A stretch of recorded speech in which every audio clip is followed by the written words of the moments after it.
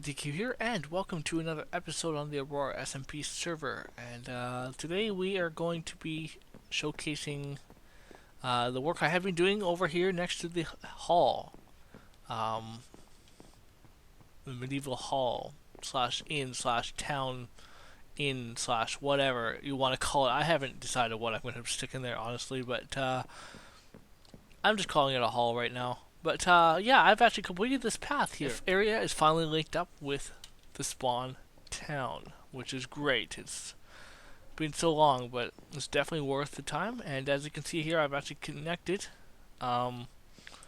this path to the main paths here, and I've used the same floor design as well.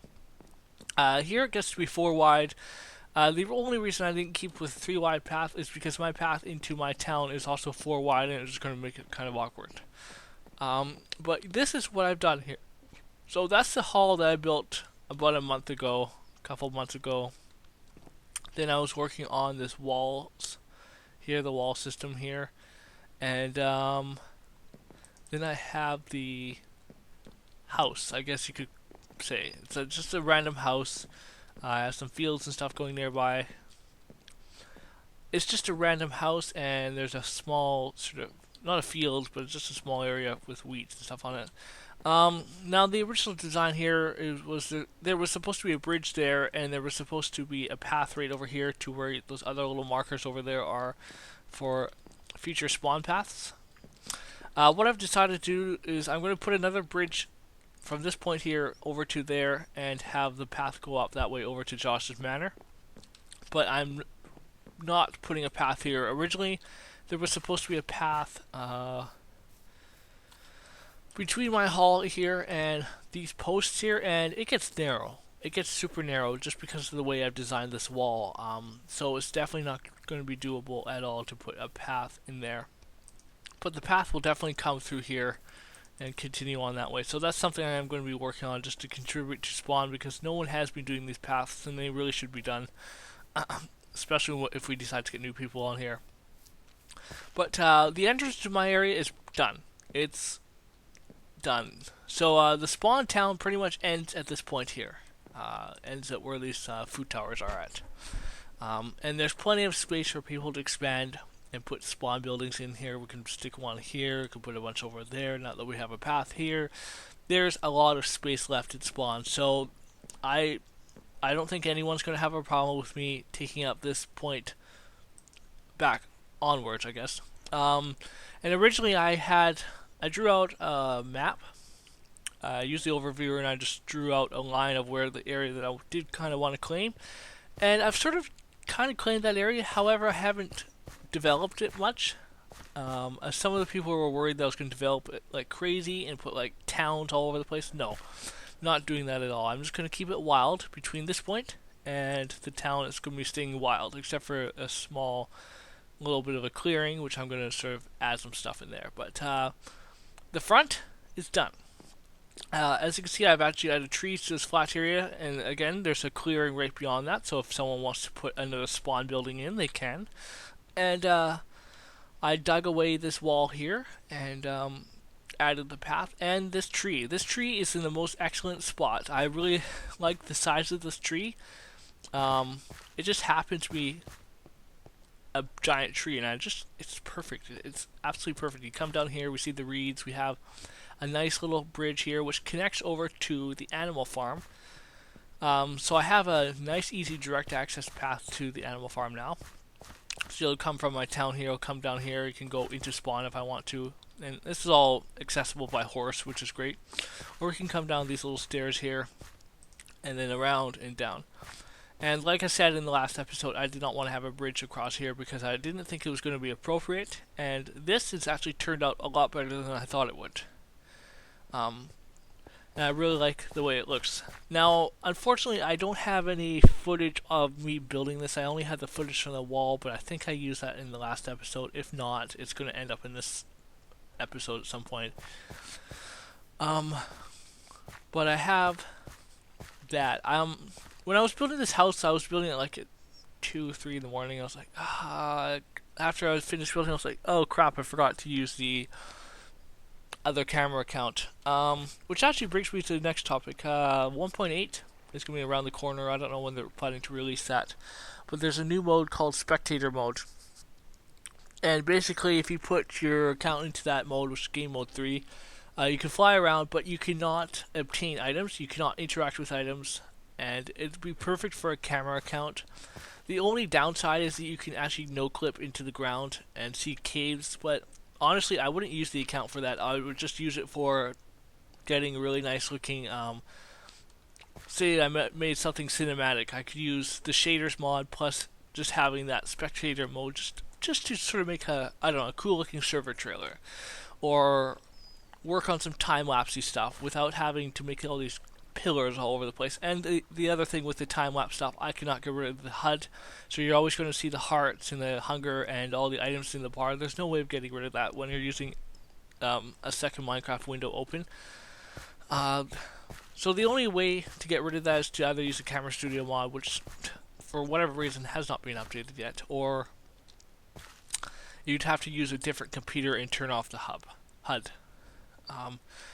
So yeah, I will be right back and we will continue more of this in a moment.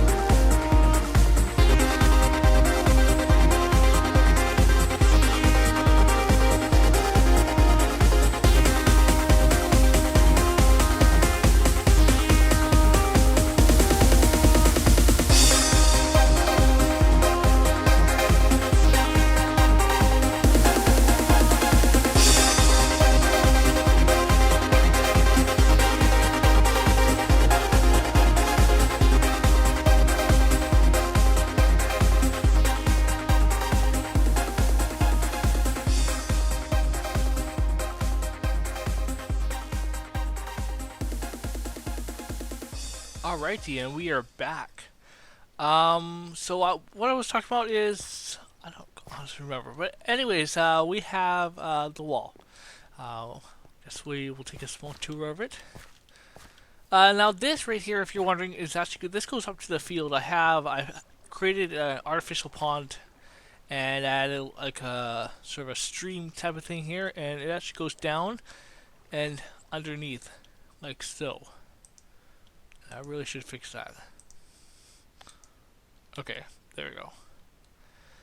Um, and we just have this sort of a small area of where water goes down and connects to in here. It's just sort of purely decoration because it's not really functional at all.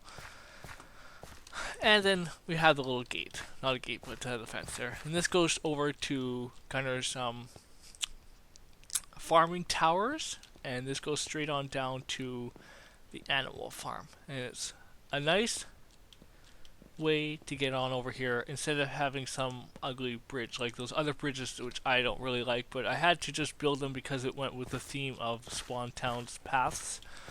But honestly, I would not build like that. I wouldn't build anything that looks like that. Oh, don't get me wrong, they aren't like, they're functional and everything, but they're not the prettiest bridges in the world. But they do what they need to do. And that's all I guess we really need bridges for. But let me show you guys what this house looks like. So we have this area. I gotta start building inside of here. I will do that eventually. But this has been sort of another side project on its own, just because I've been getting tired of the castle. So this just it just needed to be done. Nice sort of side kind of project here. Let's see if I can jump that. Yes, I can. Let's get to the top of this tree. So yeah, this is the house here. This house is based off of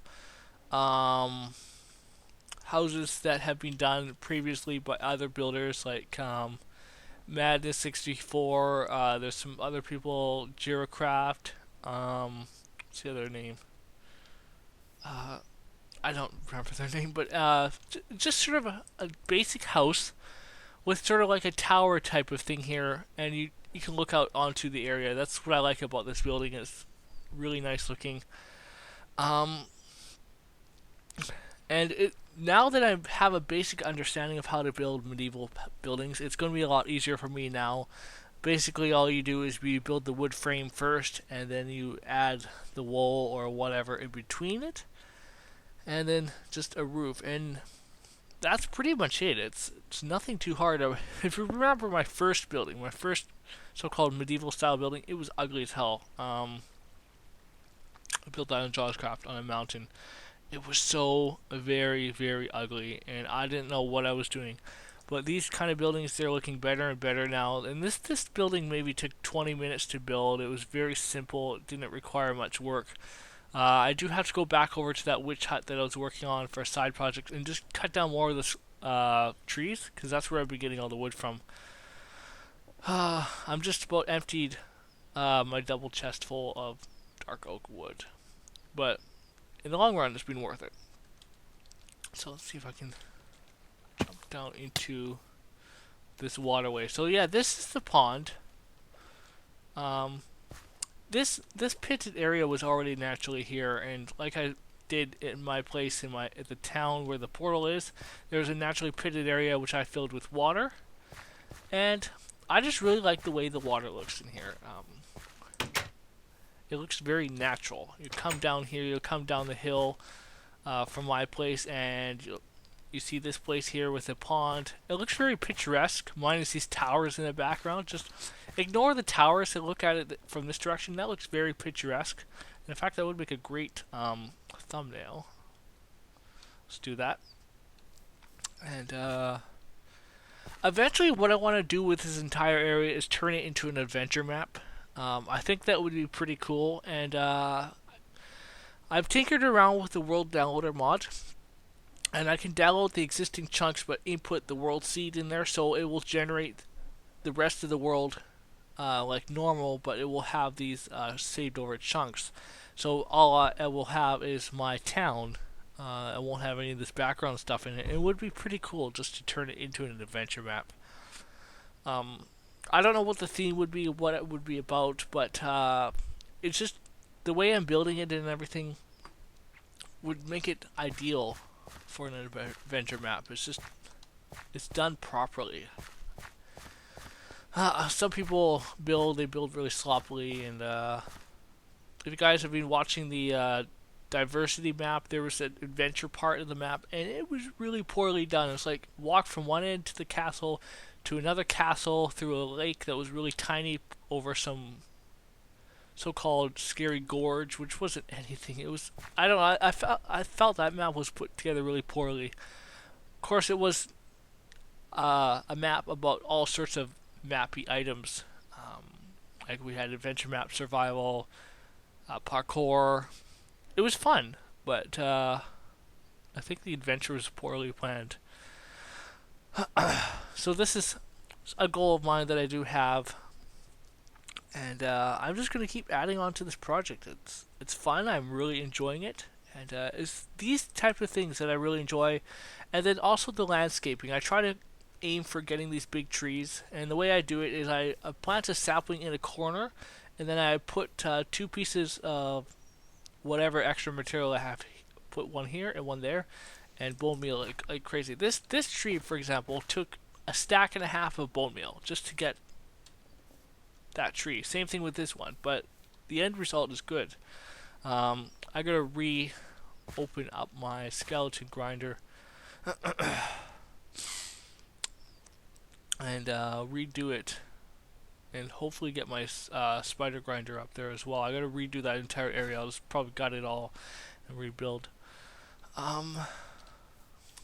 Oh, and the next thing here is I've actually added these little lights here. These lights, they're just a pretty basic design light. I was going to use glowstone, but the redstone lamps look better. There's actually a lever right inside, right on top of this log here, which is lighting that up. And this is the design I've gone with. I've used this design before, previously on the JawsCraft server. And that's what they look like. It's, they're pretty cool looking lights here. And something I do want to add here is I want to add like a notice board right here, which basically tells you guys about the area. So if you're entering this area, you'll know exactly what it is. And eventually, if this becomes an adventure map, which I would like to do, I would have this as the spawn of the map, and you'd have to get out of here, and then you'd have like the rules and whatnot on this board here, and then go on and so forth. Be something cool to have in this area.